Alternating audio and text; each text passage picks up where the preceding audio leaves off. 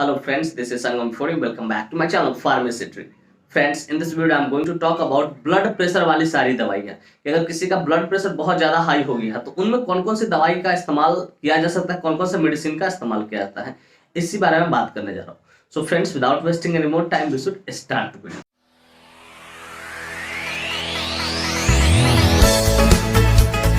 Friends, ये video ना सिर्फ जानकारी के उद्देश्य से बनाया है. इस वीडियो को देखने के बाद कोई भी मेडिसिन आप खुद से इस्तेमाल ना करें, कतई सेल्फ मेडिकेशन ना करें. Friends, actually I don't support self medication at all. So before taking or using any medicine you must consult your doctor. कि कोई भी दवा लेने से पहले या इस्तेमाल करने से पहले आप अपने डॉक्टर से जरूर कंसल्ट करें. तो फ्रेंड्स, चलिए वीडियो की शुरुआत करते हैं. फ्रेंड्स, आज का हमारा टॉपिक है ब्लड प्रेशर वाली सारी दवाइयाँ. फ्रेंड्स, इस वीडियो में सबसे खास बात यह होगी कि जनरली जो ब्लड प्रेशर के लिए दवाई इस्तेमाल किए जाते हैं वो तो आपको इन्फॉर्मेशन मिलती है, बहुत सारे चैनल पर आपको मिल जाएगा. लेकिन मैं इसमें यह बताने जा रहा हूँ कितना बीपी रहेगा, ठीक है, तब कौन सा दवा देना है. ये बहुत ज्यादा इंपॉर्टेंट समझिए कि एक तरह से इन्फॉर्मेशन है आपके लिए, जो कहीं ना कहीं आपकी फील्ड में बहुत ज्यादा मदद करेगी, मेडिकल फील्ड में आपको बहुत ज्यादा मदद करेगी. तो फ्रेंड्स, चलिए वीडियो की शुरुआत करते हैं. फ्रेंड्स, पहले समझते हैं बीपी नॉर्मल कितना होना चाहिए, तभी आपको हाइपरटेंशन समझ में आएगा और हाइपोटेंशन समझ आएगा. फ्रेंड्स, किसी भी व्यक्ति का जो नॉर्मल बीपी होता है, ठीक है, वो 120 सिस्टोलिक और अपॉन 80 डायस्टोलिक होता है. मतलब 120/80 रहना चाहिए बीपी. अगर इससे ज्यादा बढ़ जाता है तो उसको हम हाई बीपी बोलते हैं, और इससे कम हो जाता है, ठीक है, तो इसको हम लो बीपी बोलते हैं. तो फ्रेंड्स, मैं उम्मीद करता हूं कि ये बातें आपको समझ में कि बीपी कितना नॉर्मल रहना चाहिए. तो फ्रेंड्स, अब चलिए इसमें हम शुरुआत करते हैं मेडिसिन के लिए. फ्रेंड्स, सबसे नंबर 1 जो मेडिसिन है डॉक्टर जो इस्तेमाल करते हैं बेसिक से, ठीक है, मैं बेसिक से ऊपर की तरफ ले जाऊंगा एडवांस की तरफ, ठीक है. बेसिक में सबसे पहले जो डॉक्टर इस्तेमाल करते हैं एम्लोसेफ 5 mg. नाम तो आपने सुना होगा, एम्लोसेफ 5 mg. एम्लोसेफ 5 mg एक कैल्शियम चैनल ब्लॉकर है. क्या है? कैल्शियम चैनल ब्लॉकर है, और इसके अंदर मॉलिक्यूल एम्लोडिपिन 5 mg पाया जाता है. एम्लोडिपिन 5 mg पाया जाता है, और इसका इस्तेमाल तब करते हैं जब किसी का बीपी लंबे समय से 130 सिस्टोलिक और डायस्टोलिक 90 के आसपास में, मतलब 130/90 बीपी हो mmHg, ठीक है, और वो घटने का नाम नहीं ले रहा, एक लंबे समय से, ठीक है, तब डॉक्टर इसको प्रिस्क्राइब करते हैं. और ये क्या करता है? रिड्यूस बीपी को रिड्यूस करता है, और इवन चेस्ट पेन को भी रिड्यूस करता है. और एक बात मैं यहाँ पे ऐड कर दूं, जितनी भी बीपी की दवाइयां होती है, ठीक है, उसका बेसिकली 3 ही मेन फंक्शन होता है. ये क्या करेगा? बीपी को रिड्यूस करेगा, चेस्ट पेन एंजाइना पेक्टोरिस को ठीक करने का काम करेगा, अब prevention of heart attack and prevention of heart failure, कि प्रिवेंशन ऑफ हार्ट अटैक और हार्ट फेलियर से बचाएगा और स्ट्रोक से बचाने का काम करेगा. ये बेसिकली करता है, और माइग्रेन से भी बचाएगा. तो बेसिकली ये जो जितने भी बीपी की दवाइयां चलती है उसका मूलभूत काम यही होता है, फंक्शन जो होता है उसका वर्किंग प्रोसेस यही होता है. इस बात को याद रखें. तो फ्रेंड्स, मैं उम्मीद करता हूं कि नंबर 1 मेडिसिन आपको समझ में आएगी कि सबसे पहले डॉक्टर क्या प्रेस्क्राइब करते हैं, एम्लोसेफ 5 mg या एम्लोकाइंड 5 mg करके क्या करते हैं? प्रेस्क्राइब करते हैं. लेकिन बीपी कितना होना चाहिए? 130/90. लेकिन लंबे समय तक हो तब, क्योंकि 130/90 को बहुत सारे जो डॉक्टर वो कंट्रोल बीपी मानते हैं. तो इस बात को याद रखिएगा. तो फ्रेंड्स, मैं उम्मीद करता हूं कि नंबर 1 बीपी की दवाई आपको समझ में आए. फ्रेंड्स, आगे बढ़ते हैं. नंबर 2 है अम्लोकाइंड 80 या अम्लोसेफ 80. हालांकि अम्लोकाइंड 80 बहुत ही ज्यादा प्रचलित है. अब जितने भी गांव में भी जो प्रैक्टिशनर वो भी आप कहेंगे कि बीपी बढ़ा हुआ तो ये दवा दे देगा आपको, क्योंकि बहुत सेफ लोग मानते हैं इसको, ठीक है. तो अम्लोकाइंड 80 फ्रेंड्स, बेसिकली इसके अंदर, ठीक है, अम्लोडिपिन और एटेनोलोल होता है. अम्लोडिपिन और एटेनोलोल. अम्लोडिपिन यहाँ पे कैल्शियम चैनल ब्लॉकर होता है, जबकि एटेनोलोल बीटा ब्लॉकर होता है. और ये दोनों मिलकर क्या करता है? बीपी को कम करने का काम करता है. क्या करता है? कम करने का काम करता है. लेकिन कब देना, जरा इसे समझिएगा. अगर किसी व्यक्ति का बीपी, ठीक है, 140 सिस्टोलिक, ठीक है, 140 सिस्टोलिक और डायस्टोलिक 90 हो, मतलब 140/90 किसी का बीपी हो और वो कम नहीं रहा, तो उसको कम करने के लिए इसका इस्तेमाल किया जाता है. मतलब सिंपली समझिए कि अगर किसी का बीपी 140/90 है, तब उस कंडीशन में आप इस मेडिसिन को प्रिस्क्राइब कर सकते हैं या दे सकते हैं. और जब भी एम्लोडिपिन लंबे समय तक चलता है तो हो सकते हैं फुट में, पाँव में स्वेलिंग आ सकता है. तो जरा इस चीज को आप ध्यान में रखिए. अगर किसी को दे रहे हैं तो ठीक है, उसके लिए अलग से मेडिसिन आपको चलाना पड़ेगा. तो फ्रेंड्स, ये जो एम्लोडिपिन या एम्लोडिपिन 80 या एम्लोडिपिन एटेनोलोल या तो अम्लोकाइंड 80 आप बोलो, ब्रांड बड़ा फेमस है. ये बेसिकली 3-4 काम करता है. पहला क्या करता है? Reduce high BP. मैंने बता दिया कितना बीपी रहेगा तो देना है, तो हाई बीपी कम करेगा. एंजाइना पेक्टोरिस, ये एंजाइना पेक्टोरिस को ठीक करने का, एंजाइना पेक्टोरिस का समझिए कि हार्ट रिलेटेड चेस्ट पेन उसको बोलते हैं, उसको ठीक करने का काम करता है। पर prevention of stroke, prevention of heart attack, heart failure और माइग्रेन, कि अगर किसी को हार्ट फेलियर होने वाला हो या हार्ट अटैक आने वाला तो उससे भी बचाने का ये काम करता है बेसिकली। तो सिंपली इतना समझिए कि ये जो मेडिसिन है, ठीक है, एम्लोकाइंड या एम्लोसेफेटी, अगर किसी का बीपी 140/90 mmHg हो तब इसको दे सकते हैं। तो फ्रेंड्स मैं उम्मीद करता हूं कि सेकंड ब्रांड आपको समझ में आ गया कि सेकंड कौन सा आपको देना है, याद रखना है। फ्रेंड्स थर्ड है, नंबर थर्ड है टेलमा 40। आपने तो नाम सुना ही होगा, टेलमा 40। फ्रेंड्स टेलमा 40 बहुत ही ज्यादा प्रचलित मेडिसिन है, ठीक है, प्रचलित बीपी की दवाइयां है। इसके अंदर बेसिकली टेलमिसाटन 40 mg पाया था, टेलमिसाटन 40 mg पाया था। और ये टेलमिसाटन जो होता है एंजियोटेंसिन 2 रिसेप्टर होता है, एंजियोटेंसिन 2 रिसेप्टर होता है। और इसका इस्तेमाल कब करते पता है, जब किसी का बीपी 150 सिस्टोलिक और डायस्टोलिक कितना हो जाए, 90 ही रहे, 150 सिस्टोलिक और डायस्टोलिक 90 हो जाए, तब डॉक्टर टेलमा 40 का इस्तेमाल करते हैं या टेलवास 40 का इस्तेमाल करते हैं। लेकिन ये ज्यादा परेशान करने लगे, बीपी अगर 150/90 हो, ठीक है, और उसके कारण सर चक्कर दे रहा हो, सीने में दर्द होना शुरू हो गया हो, तब डॉक्टर इस मेडिसिन को प्रेस्क्राइब करते हैं, टेलवास 40 को या टेलमा 40 को प्रेस्क्राइब करते हैं। तो सिंपली इतना, अगर किसी का बीपी मतलब 150/90 हो जाए, ठीक है, तब वहां पे आप टेलमा 40 या टेलवास 40 का इस्तेमाल कर सकते हैं। बेसिकली इसके अंदर टेलमिसाटन होता है जो कि एंजियोटेंसिन 2 रिसेप्टर होता है, एंजियोटेंसिन 2 रिसेप्टर होता है। ये आप ब्लॉकर रिसेप्टर समझिए, कंफ्यूज हो, आप सिंपली समझिए कितना रहेगा तब कौन सा देना है, ठीक है। और ये जैसे इस मेडिसिन को दिया जाता है, ये मेडिसिन क्या करता है, फंक्शन वही करता है, रिड्यूस बीपी को कम करने का काम करेगा। फिर कहते हैं ट्रीटमेंट ऑफ एंजाइना पेक्टोरिस को ठीक करने का काम करेगा, जो हार्ट रिलेटेड चेस्ट पेन है उसको ठीक करने का काम करेगा। और प्रिवेंशन ऑफ हार्ट अटैक या हार्ट फेलियर, जो फ्यूचर में जो आने वाला हार्ट अटैक या हार्ट फेलियर होता है उसको ये कंट्रोल करने का, बचाने का काम करेगा। इवन माइग्रेन, सर में दर्द होगा या स्ट्रोक होने वाला हो, उससे भी बचाने का ये काम करेगा। तो फ्रेंड्स मैं उम्मीद करता हूं कि नंबर थर्ड भी पॉइंट भी आपको समझ में आएगा, कौन सा मेडिसिन देना है, कितना बीपी रहेगा तब।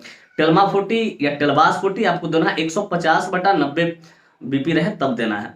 फ्रेंड्स आगे बढ़ते हैं, नेक्स्ट है टेलमा एच। आपने नाम सुना ही होगा, टेलवास एच के भी आता है, टेलमा एच। बेसिकली इसके अंदर जो होता है फ्रेंड्स टेलमिसाटन, ठीक है, और हाइड्रोक्लोरोथायाजाइड होता है, टेलमिसाटन और हाइड्रोक्लोरोथायाजाइड होता है।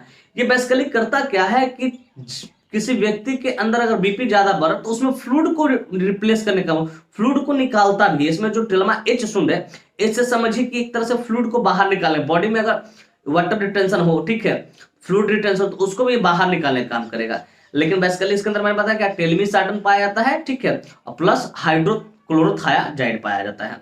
और इसको देते कब, जरा इसे समझिएगा, अगर किसी का बीपी, ठीक है, 170/90 हो, मतलब 170 सिस्टोलिक हो, डायस्टोलिक 90 हो, ठीक है, तब उस परिस्थिति में इसको दिया जा सकता है। या सिस्टोलिक 170 हो और डायस्टोलिक 100 हो, तो उस परिस्थिति में डॉक्टर इसको प्रिस्क्राइब करते हैं, वो खाना खाने के बाद लेता है। तो बेसिकली काम क्या करता है, आप जरा समझिए, मैंने बता दिया कितना बीपी रहेगा तब देना। तो बेसिकली ये काम क्या करता है, ट्रीटमेंट ऑफ हाई बीपी को कम करने का काम करेगा, ठीक है, रिड्यूस करेगा।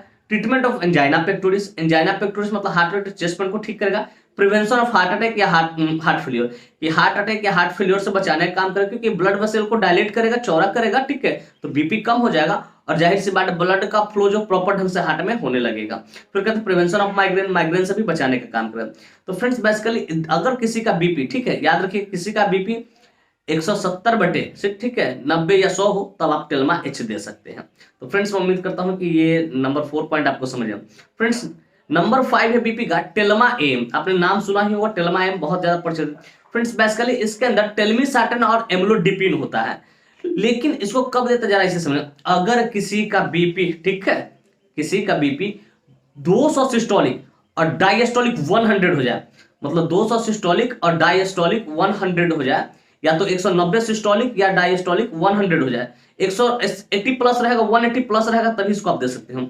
तब उस परिस्थिति में डॉक्टर इसको प्रेस्क्राइब करते हैं। टेलमा एम समझिए कि सिस्टोलिक 190 से लेकर 200 के बीच में रहे, ठीक है, या 200 हो जाए, और डायस्टोलिक इसका क्या रहे, 100 के आसपास रहे, तो अब डॉक्टर इसको प्रेस्क्राइब करते हैं। तो फ्रेंड्स इसका जो इस्तेमाल करते हैं, बेसिकली मैंने बता दिया कि 190 सिस्टोलिक मतलब 190 से लेकर 200 के बीच में अगर सिस्टोलिक रहेगा और डायस्टोलिक 100 के आसपास में रहेगा, तब डॉक्टर इसको प्रिस्क्राइब करते हैं।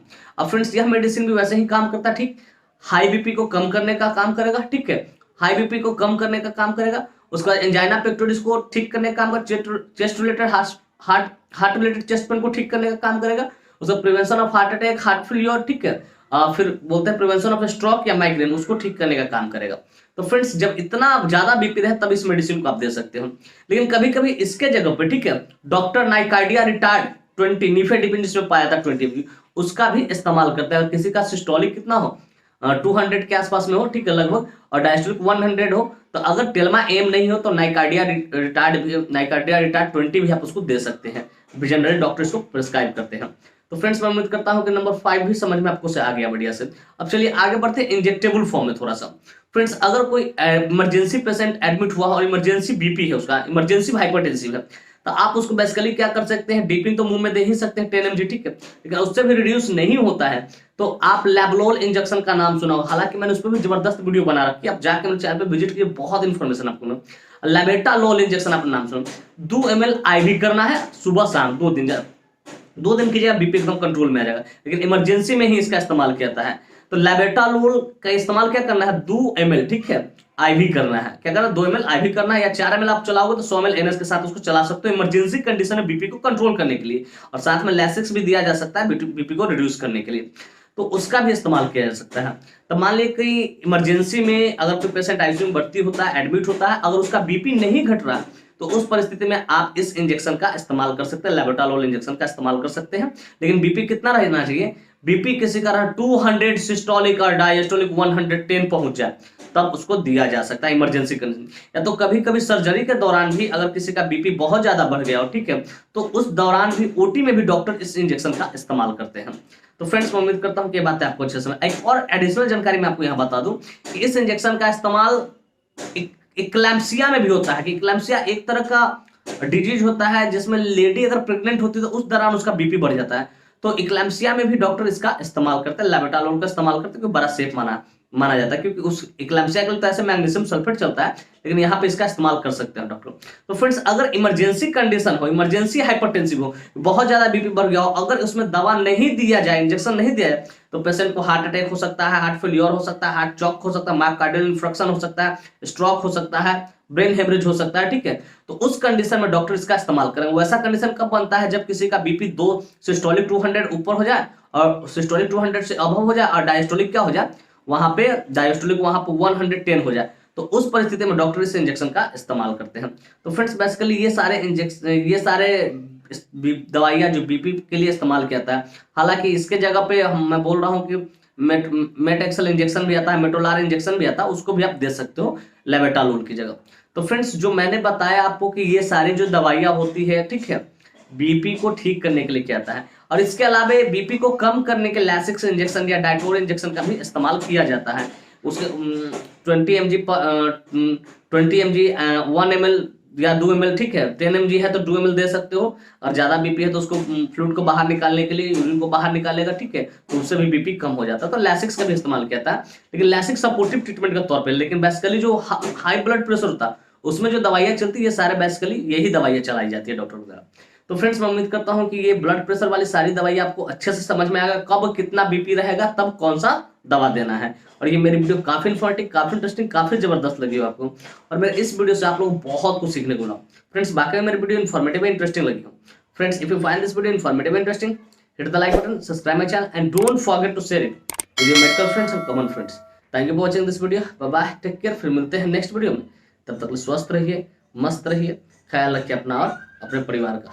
थैंक यू, धन्यवाद।